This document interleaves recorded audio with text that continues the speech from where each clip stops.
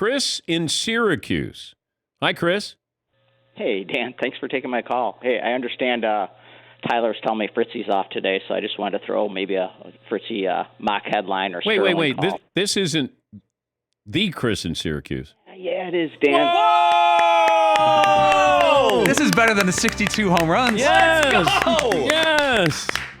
Oh, the legend, the person who sets the example of how to be a caller to a sports show, Chris in Syracuse. Thanks a lot, Dan. How you been?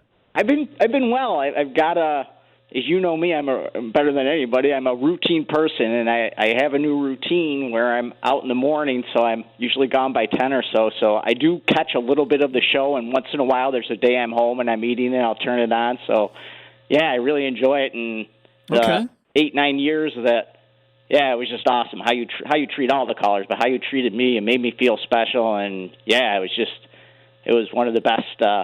Yeah, you guys are great. Okay, yeah. So why today that you called? Well, I'm like a moth to light. Like Fritzy, I wanted to give him a mock headline, so I'm like, I got to get a hold of him. I was trying early this morning. You know me. So I'm like, I haven't heard this one. It sounds really good. And then Tyler told me Todd's off because of Yom Kippur. So once before I had something I thought was unique, and I didn't really want to go on, and I felt, I don't know. And so Tyler said, well, just hold for a little while and see, because I don't have to leave till a little before 10. So I appreciate you getting me in. So, yeah, that was the reason. I wanted to give it to Todd, and then I figured I'd throw it out there. Okay, so, here we go. Yeah. Maybe it's out there. Yeah. Okay. And Tyler should know you don't put Chris in Syracuse on hold. Oh, that's what I always liked. I always stayed on, whether it was 2.5 hours or whatever. You gotta. I'm a caller, man. You gotta. Okay. Yeah, all right. So we haven't heard from. How long has it been? It has been. My mom went to the nursing. It was November 2nd of 2012. So it's almost 10 years. Wow. Of course. Can you believe it? No. Yeah. Well, we'll never forget. You were great. You guys, I just followed your example, and one thing, if callers are listening, Dan, you give the subtle hints, man.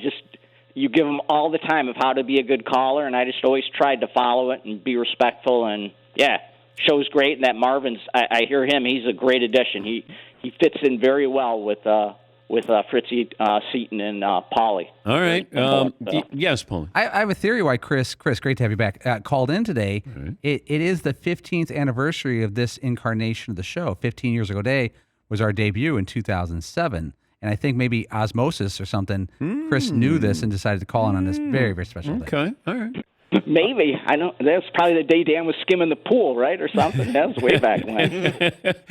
All right, so here's Chris in Syracuse with a mock headline 10 years after the last time he called us. Roger that. Judgment Day has arrived. Hey, you might have waited a couple more years to call in, Chris. Good to have you back.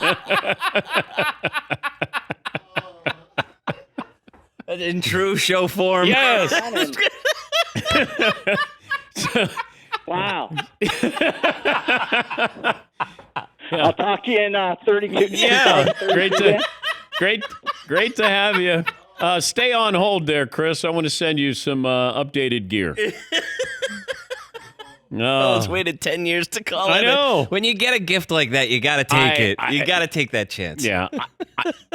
I don't care how good it was not going to be good enough if you waited 10 years.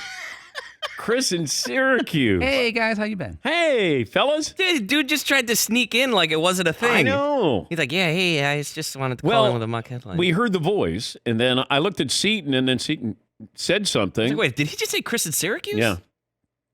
Yeah. CIS. Back. Yeah.